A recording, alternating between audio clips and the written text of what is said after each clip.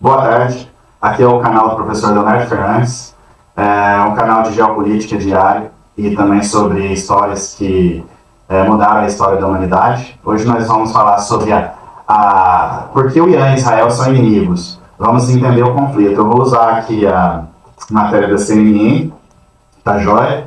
E depois eu vou usar também uma da BBC, que também tem...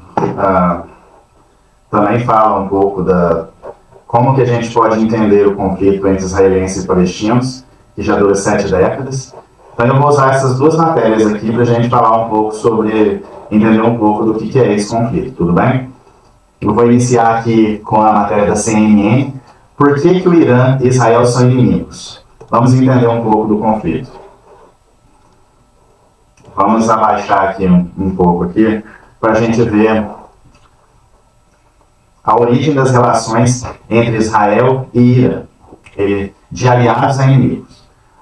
Nós temos no primeiro tópico aí que os ayatollahs do Irã, eles, o líder supremo do país islâmico, tem essencialmente 3 objetivos: expulsar os Estados Unidos do Oriente Médio e substituir Israel pela Palestina e derrubar a ordem mundial liderada pelos Estados Unidos.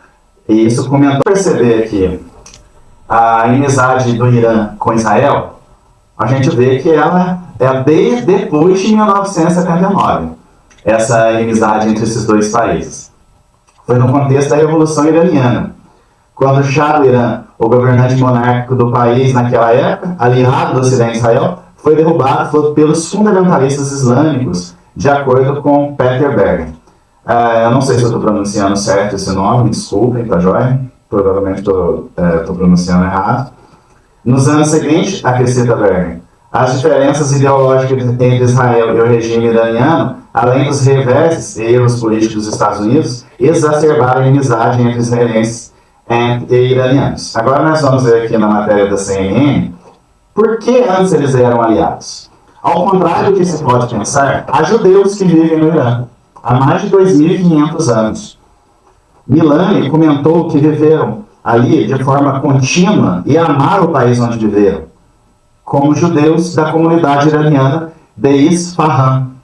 A relação entre os iranianos com os judeus foi decisiva na primeira metade do século XX, pois o Irã foi um dos países que concordou com o plano de divisão da Palestina da ONU, que criaria os estados, 2 estados, um judeu e outro palestino. O Irã foi o primeiro a concordar. Mas lembra, quando ele estava sendo governado pelo monarca do país naquela época, antes da Revolução Iraniana, tá joia? Depois, quando os fundamentalistas tomaram o poder, a partir de 1979, aí eles já não eram mais aliados, tá joia? Isso é claro, né? Então a gente vai ver aqui, interesses econômicos e militares entre Israel e o Irã. Embora seja notório que existam desacordos, o Irã se afasta do conflito com Israel. Por quê? Milani explica que, além de sua população judaica, o Irã compartilha importantes interesses econômicos com Israel, sobretudo em 2 maiores motores da economia iraniana, o petróleo. A partir de 1955, o Irã começa a vender petróleo a Israel a preços reduzidos. Assim que alguns estados árabes do outro lado do Golfo Pérsico começaram a dizer: não podemos vender esse petróleo, o Irã disse que venderia com desconto, explicou o especialista da Universidade de Stanford. Olha só, nós temos então aqui um Irã bem aliado de Israel, aliado porque os judeus vivem naquela região, aliado porque ele queria vender petróleo, até em 1979. Nós vamos ver aqui as 8 perguntas para entender o conflito entre israelenses e palestinos, que já dura 7 décadas. Como começou o conflito?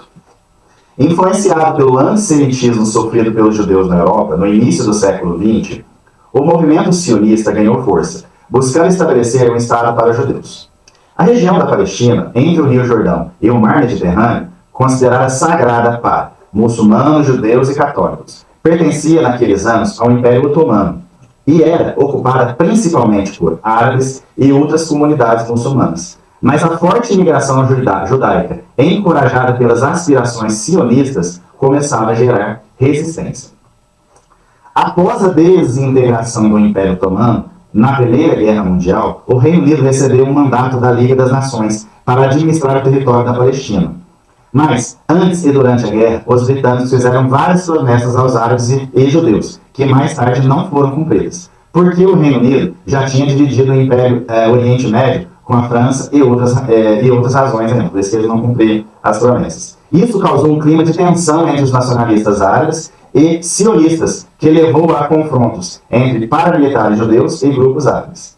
Após a Segunda Guerra Mundial e o Holocausto, a pressão para estabelecer um Estado judeu aumentou. O plano original contemplava a divisão do território, controlado pela potência europeia entre judeus e palestinos.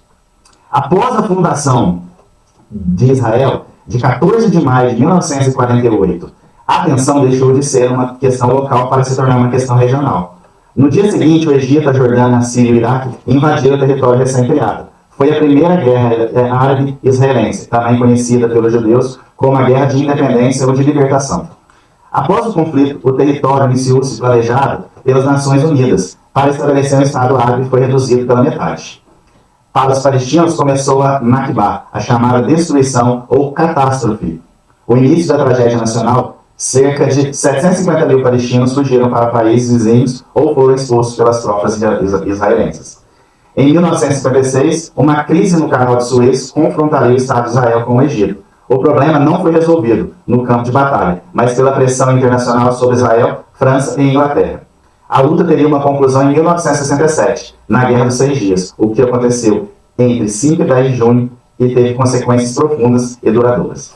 Foi uma vitória esmagadora de Israel contra a coligação árabe. Israel capturou a faixa de Gaza e a península do Sinai no Egito, as Cisjordânia, incluindo Jerusalém Oriental, da Jordânia, e as colinas de Golã na Síria. 500 mil de palestinos viraram refugiados. O último conflito árabe-israelense foi a Guerra do Yom Kippur, em 1973, que colocou o Egito e Síria contra Israel e permitiu ao Cairo recuperar o Sinai, entregue completamente por Israel em 1982. Gaza, porém, seguiu sob o controle israelense. 6 anos depois, o Egito tornou-se o primeiro país árabe a assinar a paz com Israel, exemplo seguido apenas pela Jordânia anos depois. Aqui nós temos uma foto do Estado de Israel que foi oficialmente estabelecido em 14 de maio de 1948. Os soldados aqui tinham a primeira bandeira de Israel lá no Estado. Por que o Estado de Israel foi criado no Oriente Médio? A tradição judaica indica que a área em que o Estado de Israel está localizado é a terra prometida por Deus ao primeiro patriarca, Abraão, e aos seus descendentes. A área foi invadida na antiguidade pelos assírios, babilônios, persas, macedônios e romanos. Roma foi o império que deu nome à região, como Palestina, e que, 7 décadas depois de Cristo, expulsou os judeus, após combater os movimentos nacionalistas que buscavam a independência. Com a ascensão do Islã no século VII d.C., a Palestina foi ocupada pelos árabes e depois conquistada pelos cruzados europeus. Em 1516 foi estabelecida a dominação turca, que duraria até a Primeira Guerra Mundial, quando foi imposto o controle britânico. O Comitê Especial das Nações Unidas sobre a Palestina declarou em seu relatório na Assembleia Geral em 3 de setembro de 1947 que as razões para o estabelecimento de um Estado judeu no Oriente Médio centravam em argumentos baseados nas fontes bíblicas e históricas, na Declaração de Balfour, de 1917, na qual o governo britânico se declarou a favor de uma nação para os judeus na Palestina e no mandato britânico sobre a Palestina. Ali foram reconhecidas a ligação histórica do povo judeu com a Palestina e as bases pela reconstituição do lar nacional judaico naquela região.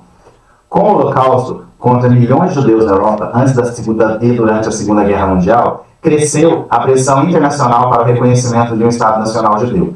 Incapaz de resolver a polarização entre o nacionalismo árabe e o sionismo, o governo britânico levou a questão às Nações Unidas. Em 29 de novembro de 1947, a Assembleia Geral aprovou um plano para a divisão da Palestina, que recomendava a criação de um Estado árabe independente, de um Estado judeu e de um regime especial para a cidade de Jerusalém. O plano foi aceito pelos israelenses, mas não pelos árabes, que o consideraram uma perda de territórios, e por isso que ele nunca foi implementado. Um dia antes de expirar o mandato britânico da Palestina, em 14 de maio de 1948, a Agência Judaica para Israel representante dos judeus durante o mandato, declarou a independência do Estado de Israel. No dia seguinte, Israel consolidou a adesão às Nações Unidas, status que finalmente alcançou um ano depois. Pessoal, essa é a história do mundo árabe lá, que nós acabamos de ver. Nós vimos duas reportagens aqui para explicar isso. A reportagem da BBC News e a BBC e a reportagem da CNN, que muito nos ajudou a entender um pouco quando começou, porque tá joia? Quem gosta desse tipo de conteúdo, curta esse vídeo, se inscreva no canal e até a próxima.